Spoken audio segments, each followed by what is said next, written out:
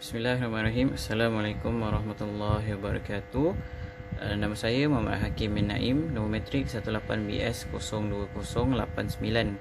Hari ini kumpulan kami akan menceritakan tentang ulama ummah yang telah banyak menabur jasa dan sumbangan mereka kepada agama, umat dan dunia Islam. Beliau adalah Imam Ibn Hazm Al-Andalusi. Okey. Nama lengkap beliau adalah Ali Ibnu Ahmad, Ibnu Sa'id, Ibnu Hazm, Ibnu Ghalib, Ibnu Salih, Ibnu Khalaf, Ibnu Ma'dan, Ibnu Sufyan.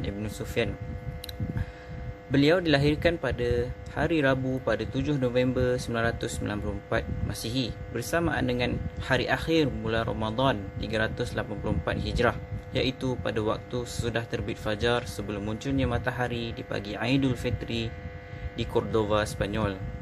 Ramai ulama terdahulu memakai nama singkatnya dengan sebutan Ibn Hazm dengan panggilan Al-Qurtubi atau Al-Andalusi yang dinisbatkan pada tempat kelahirannya, Cordova dan Andalus. Dalam pada masa yang sama juga beliau dikenali dengan gelaran Al-Zahiri sehubungan dengan aliran fiqh dan pola pemikiran Al-Zahiri yang dianutinya. Okey, seterusnya. Datuk kepada Ibn Hazm beserta keluarga Bani Umayyah pindah ke Andalusia. Sementara keluarga Bani Hazm tinggal di Mantal Syam, iaitu kota yang kecil yang menjadi pemukiman orang Arab di Andalusia. Okey. Di sana mereka hidup dengan kemewahan dan kedudukan terhormat kerana Ibn Hazm dan keluarganya memihak Bani Umayyah.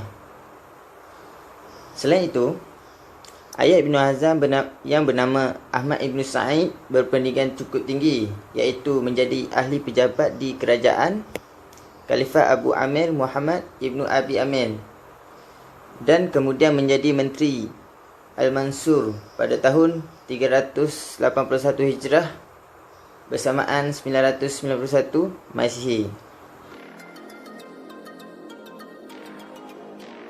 Bismillahirrahmanirrahim. Assalamualaikum warahmatullahi wabarakatuh. Baiklah, seterusnya pendidikan dan guru-guru Ibn Hazm.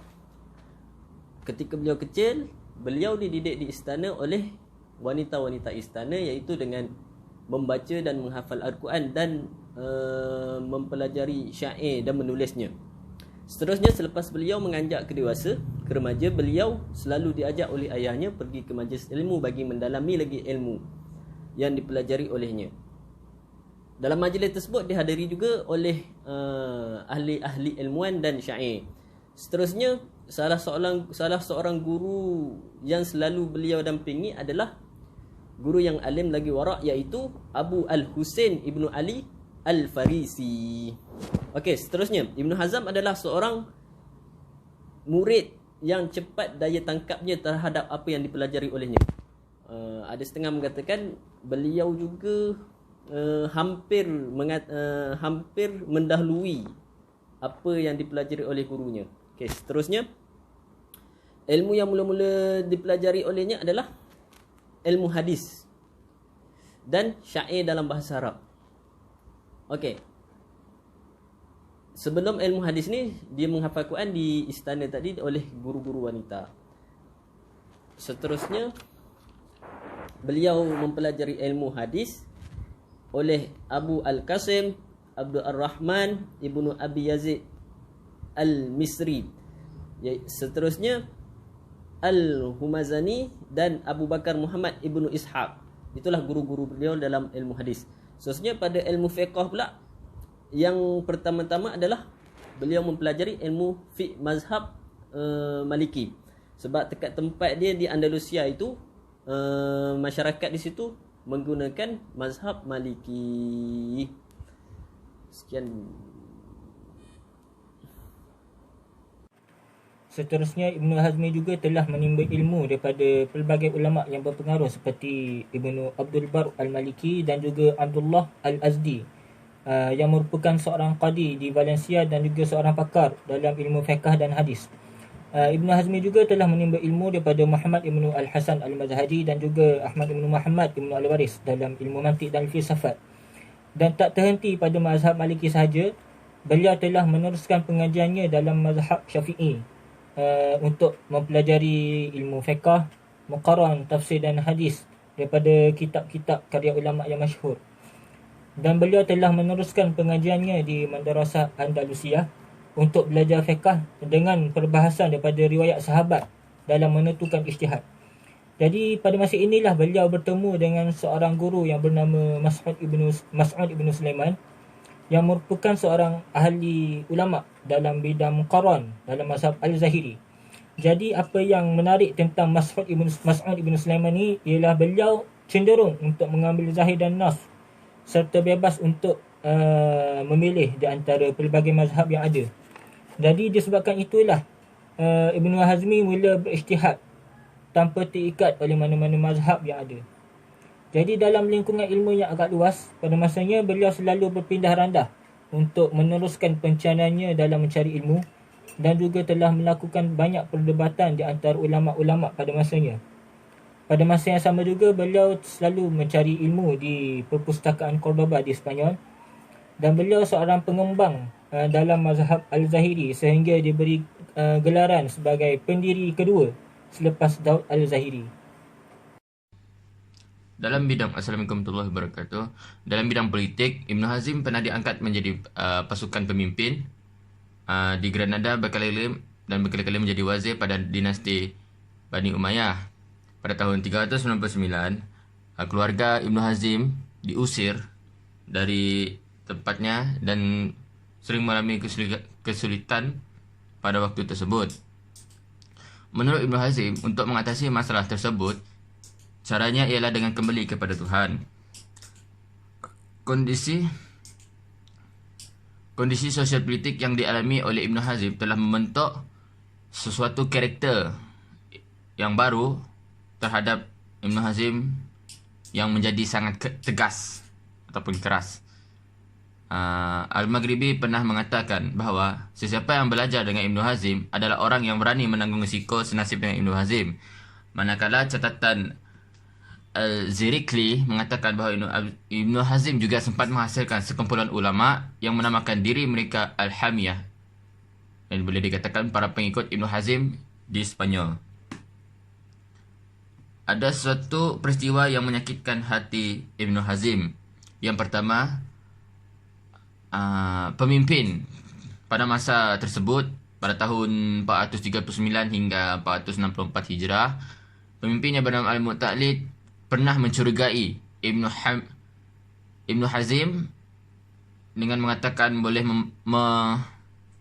mengganggu kekuasaannya. Dengan itu Al-Mu'ta'lid bertindak tegas dengan membakar kitab-kitab karya Ibn Hazm secara terang-terangan.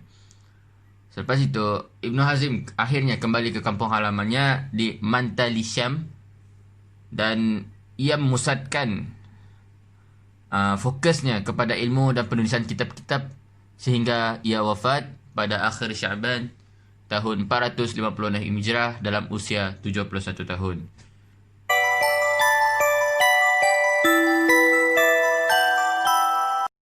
Seterusnya ialah karya-karya dari Ibn Hazm. Ibn Hazm sangat terkenal dengan pelbagai penulisan berasaskan keilmuan.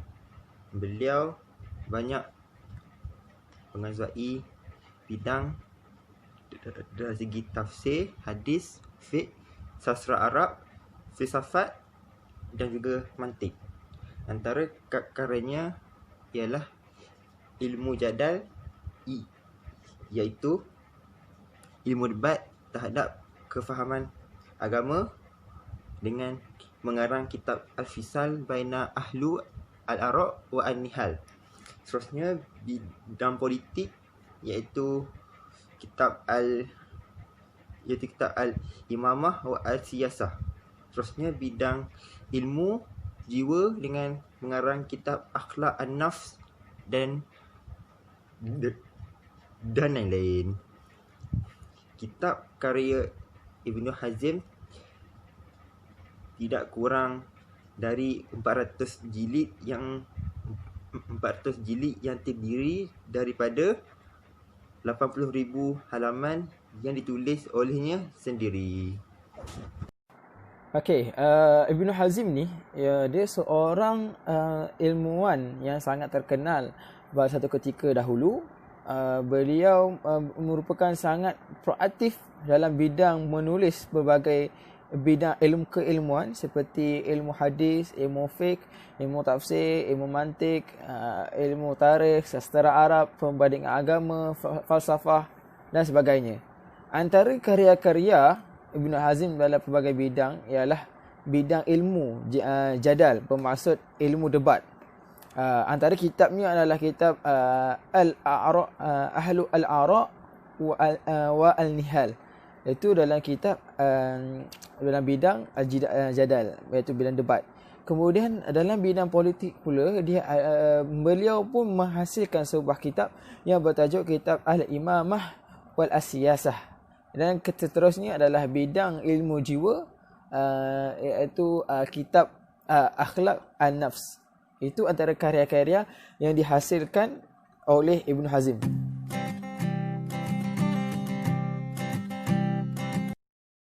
Okay, seterusnya saya akan menerangkan metod penetapan hukum yang digunakan oleh Ibnu Hazmi. Ibnu Hazmi mempunyai minhaj ataupun metod ataupun cara tersendiri untuk menentukan satu hukum yang dikenali sebagai minhaj zahiri, iaitu melihat secara zahir sahaja. Dalam memahami ayat Al-Quran atau hadis, Ibnu Hazmi melihat kepada yang zahir sahaja. Dia tidak mentakwilkan hukum, tidak mencari ilah ataupun sebab-sebab ataupun punca. Bahkan ia mengatakan bahawa nas Al-Quran ataupun hadis ini hendaklah difahami secara zahir sahaja. Bagaimana beliau jelaskan sebagai berikut: man taraka zahiran lafaz wa talabat ma'an la yadullu 'alaiha la fildu al-wahyu faqad iftara 'ala Allah 'azza wa jalla. Maksudnya ialah barang siapa yang meninggalkan yang zahirnya lafaz dan mencari makna yang tidak ditunjukkan oleh lafaz ataupun dalam lafaz tersebut wahyu yang zahir, maka sungguhnya dia telah mengadakan ataupun telah melakukan pembohongan terhadap Allah Subhanahu Wa Taala. Okay. Adapun cara atau metod yang digunakan Ibn Hazmi dalam melakukan istinbat hukum. Okay. Cara pertama ialah Al-Quran.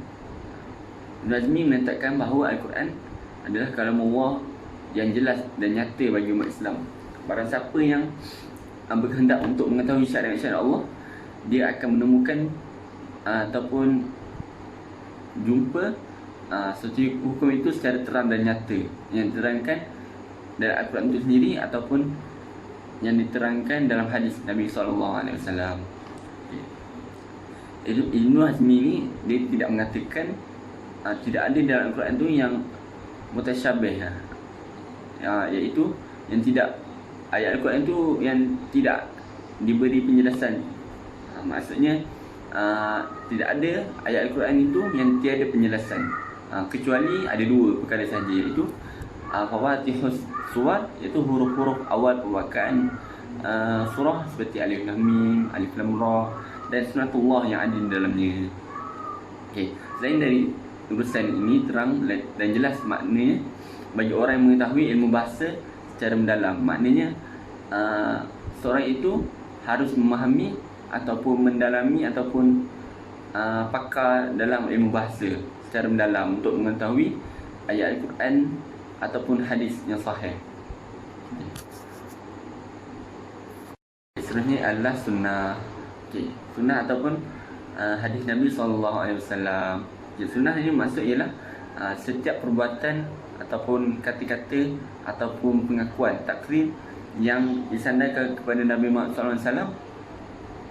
Itulah maksud sunnah. Okey, Ibn Hazmi memandang sunnah termasuk dalam nas yang membina syariat, iaitu nas yang penting bagi penetapan sesuatu hukum berdasarkan firman Allah SWT dalam surah An-Najm, iaitu maksudnya ialah dan tiadalah yang diucapkan itu Al-Quran menurut kemauan nafsunya, hawa nafsunya. Ucapan itu tiada lain hanyalah wahyu yang diwahyukan kepadanya. Yang diwahyukan kepadanya iaitu yang diwahyukan kepada Nabi Muhammad SAW. Menurut Ibn Hazmi, hujah di antara tiga bahagian sunnah iaitu qaul, fi'li atau taqrir hanyalah qaul saja yang diterima. Perbuatan-perbuatan Nabi yang tidak menunjuk kepada wajib terkecuali bila disandarkan dengan ucapan ataupun ada qarinah, iaitu ada sebab yang menunjukkan suatu hukum tu wajib atau perbuatan tersebut merupakan pelaksanaan dari perintah. Okey. Seterusnya Ibn Hazmi meletakkan sunnahnya sederajat dengan Al-Quran. Maknanya sunnah ni sama level dengan Al-Quran sebagai sumber syariat untuk menentukan suatu hukum. Dan ia menetapkan kepada dua dasar, iaitu pertama ialah sunnah dapat mentakhsiskan Al-Quran, iaitu dapat menerangkan Al-Quran. Yang kedua ialah takhsis dipandang sebagai bayan, iaitu menyampaikan kerana sunnah adalah bayan daripada Al-Quran, iaitu sunnah ni asalnya diterangkan Al-Quran dulu, baru diterangkan kepada sunnah. Menurut Ibn Hazmi, bahawa Al-Quran ini mempunyai tiga bayan, iaitu tiga penyampaian yang diterangkan. Yang pertama ialah jelas dengan sendirinya, tidak memerlukan bayan lagi baik dari Al-Quran maupun hadis. Maknanya ayat Al-Quran ini tidak perlu ditafsirkan lagi ataupun diterangkan lagi, sebab ayat itu jelas lagi nyata. Yang kedua ialah mujmal, iaitu penjelasan ini diterangkan oleh Al-Quran sendiri. Maknanya Al-Quran itu sendiri yang dah menerangkan apa yang dah disampaikan. Yang ketiga ialah mujmal, iaitu yang diterangkan dalam hadis. Ada ayat Al-Quran ni, ada satu ayat Al-Quran, tapi keterangannya pada hadis lagi tepat. Begitulah. Assalamualaikum warahmatullahi wabarakatuh. Nama saya Nazirul Azizi bin Abdul Rashid yang bernombor metrik 18BS02074. Baiklah, hari ini saya akan menerangkan tentang metode penempatan hukum Ibn Hazm. Metode penempatan hukum Ibn Hazm, saya akan menerangkan yang poin yang ketiga, iaitu ijma'. Baiklah, Ibn Hazm menempatkan ijma' sahabat sebagai sumber hukumnya yang ketiga setelah Al-Quran dan hadis. Menurut Ibn Hazm, ijma' adalah suatu hal yang diyakini bahawa seluruh sahabat Rasulullah SAW mengetahui masalah itu dan mengatakannya serta tidak ada seorang pun di antara mereka yang mengingkarinya.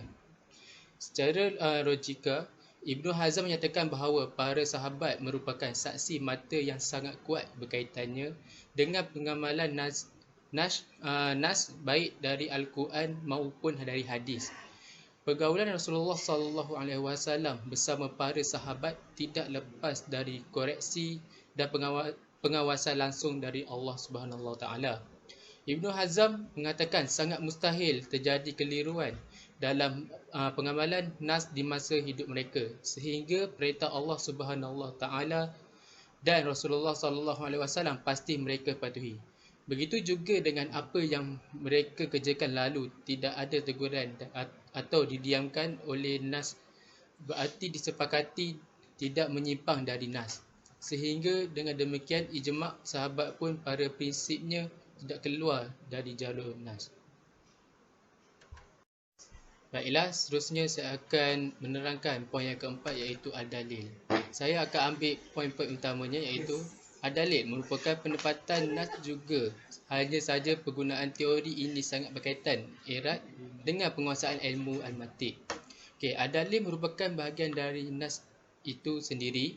Ibn Hazm berpendapat bahawa semua ayat-ayat Al-Quran dapat difahami isinya dengan jelas. Hanya sahaja kekuatan akal manusia untuk memahami isi Al-Quran itu berbeza-beza, sehingga timbullah perselisihan di kalangan mereka. Ibn Hazm juga tidak ada ra'yu dalam masalah agama. Barang siapa yang berijtihad dengan ra'yu, maka berarti ia telah membuat kebohongan terhadap Allah Subhanahu Wa Taala.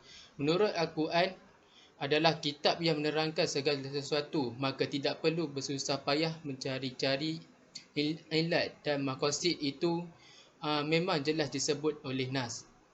Berdasarkan penjelasan di atas mengenai pola penempatan hukum Ibnu Hazm, maka dapat diketahui bahawasanya intisari dari pemikiran Ibnu Hazm adalah menolak pendapat yang menyatakan bahawa penyembelihan hanya sampai pada hari tasyrik sahaja, sebagaimana pendapat mayoritas ulama pada masa itu.